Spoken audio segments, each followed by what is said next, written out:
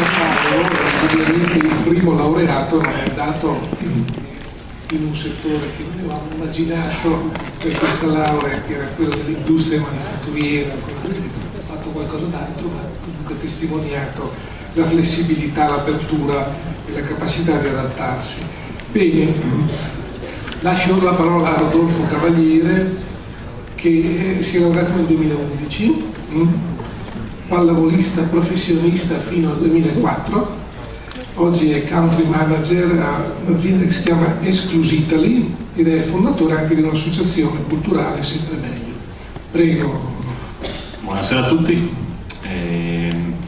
Avendo tutti noi 5 minuti a disposizione, ho deciso di restringere il più possibile la mia storia, la mia esperienza, perché invece vorrei dirvi quello che per me è importante comunicare, soprattutto ai giovani che stanno frequentando l'ingegneria gestionale.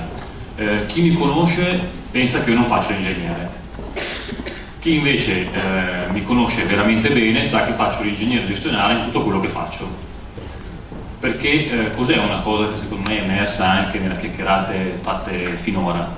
Che qualunque sfida ci crei un problema, un indovinello da risolvere, ci appassiona.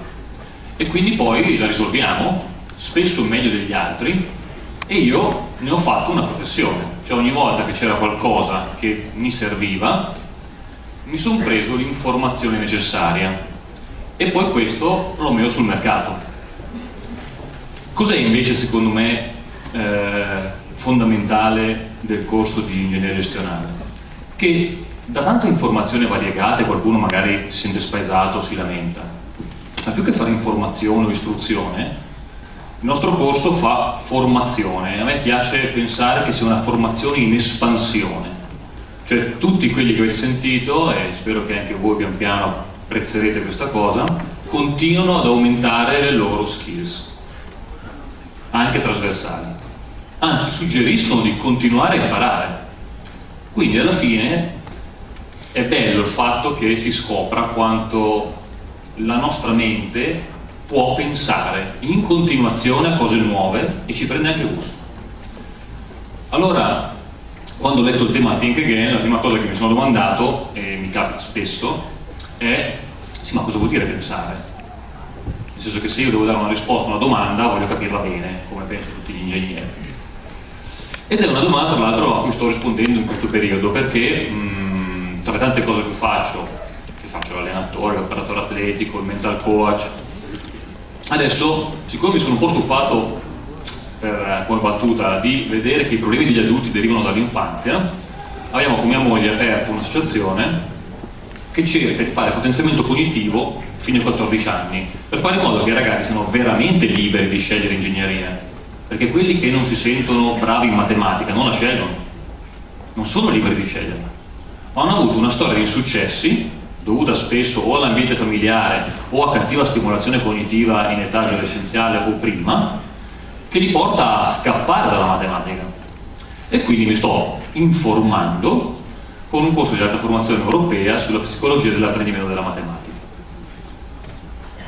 Tutto questo per dire cosa? Che si pensa, si crede che tutti pensino tanto, anzi qualcuno, ricordo nelle scuole fa queste domande ai ragazzi, mi dice anche no, è impossibile non pensare, e invece non è vero, nel senso che abbiamo così diluito il concetto di cosa significa pensare che sembra di pensare sempre, qualunque cosa passi dalla nostra testa è un pensiero. Ci sono invece studi, c'è un bellissimo libro che si chiama Psycho-Cybernetic di Maxwell, che dimostra quanto circa l'80% delle cose che pensiamo non sono libero arbitrio, non sono pensieri nostri, sono cose automatiche che abbiamo ereditato. Genitori, società, corso di studi. Quindi io ringrazio l'ingegneria gestionale di non avermi specializzato, ma di avermi tenuta aperta la mente per poi prendere le informazioni che voglio. Perché chi studia per tanti anni la stessa cosa, inevitabilmente comincia ad affezionarsi a un modello di interpretazione della realtà. E qualunque problema scelga, persegue la stessa strada perché è più comodo, è più economico, fa così anche il nostro cervello. Tutti voi avete sentito parlare del fatto che noi usiamo il 5 o il 10% del nostro cervello. Non è vero, lo usiamo tutto. i neuroni alternati si accendono tutti. Cos'è che usiamo meno? Usiamo meno connessioni, perché i neuroni, una volta che hanno trovato una strada per risolvere un problema, tendono a riusare quella, è più economico. Ma se fai gestionale, no, perché poi si presenta un esame totalmente diverso e quindi sei fregato. Ma questo lo porti dietro nella vita.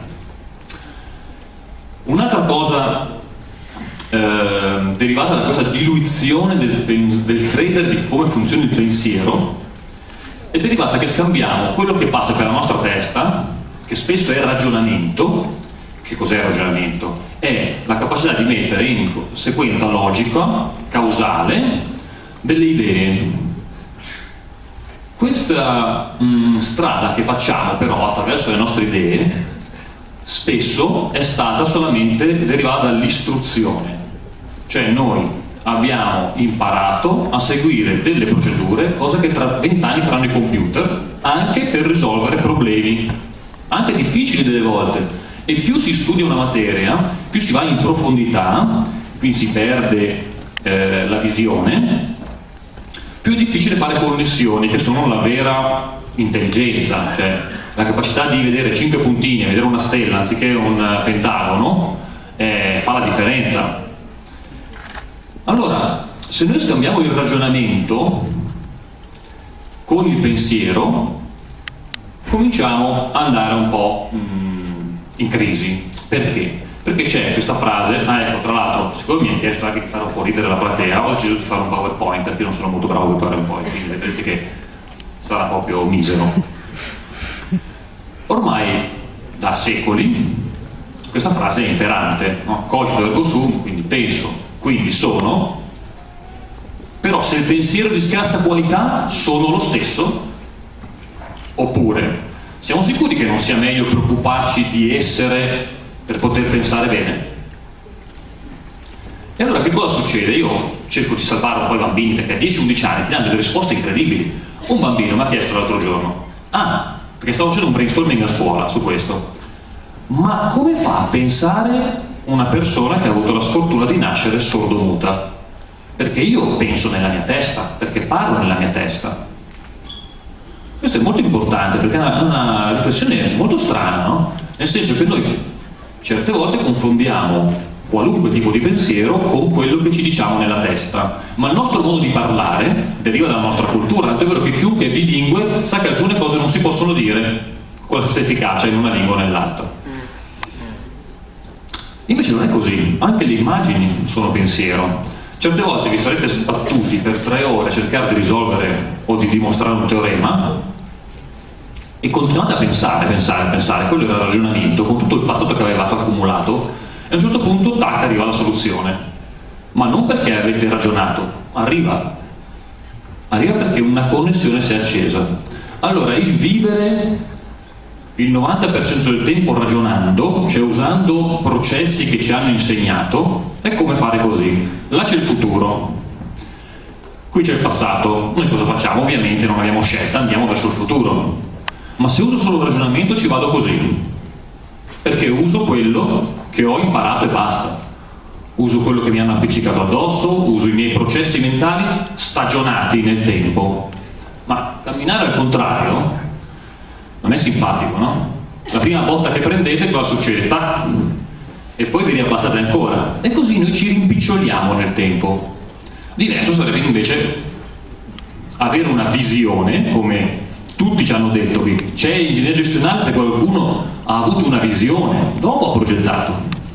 Avere una visione ci consegna di andare sempre con tanta determinazione, certe volte neanche sapendo quali saranno i prossimi passi, come in un bosco, dritti verso il nostro obiettivo.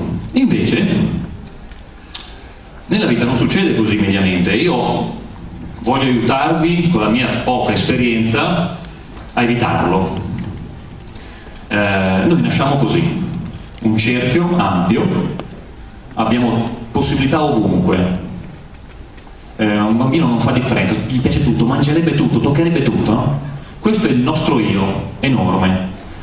Piano piano cosa succede? Un fallimento, ne parlavamo prima, un fallimento non ti fa pensare ho sbagliato quella cosina lì, No, ti fa disegnare un'area grigia nella tua vita, quell'area lì non la tocco più, faccio schifo in geometria.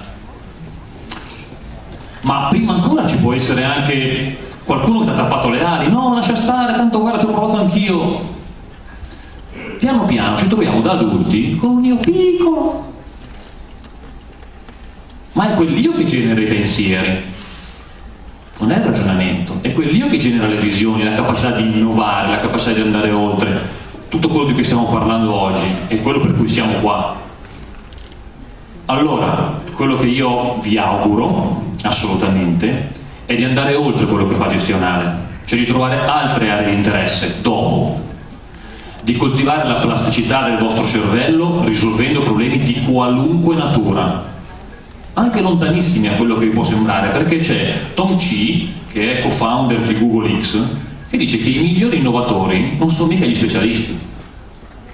Tom Chi ha fatto l'astrofisico, il fumettista, ha progettato il Google Glass e sostiene appunto che la plasticità cerebrale va allenata costantemente, che abbiate 10 anni come quelli che seguo io o che ne avete 50. Quindi continuate, cancellando tutte le aree una a una, a riaprire quello che desideravate da piccoli. Se c'è qualcosa che vi piaceva fare, tornate a farlo. Non lasciate che magari perché lavorate per questa azienda per 20 anni lei vi obblighi a specializzarvi. Ritagliatevi un po' di tempo per non avere solo avuto una formazione in espansione, ma per avere una vita professionale e una vita privata in espansione per sempre. Grazie.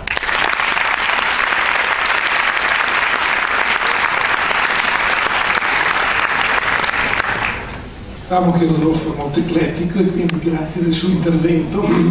Allora c'è una nostra allieva, Lucia Furlan, che ci ha mandato un video, lavora in Guatemala, si è laureata nel 2011, è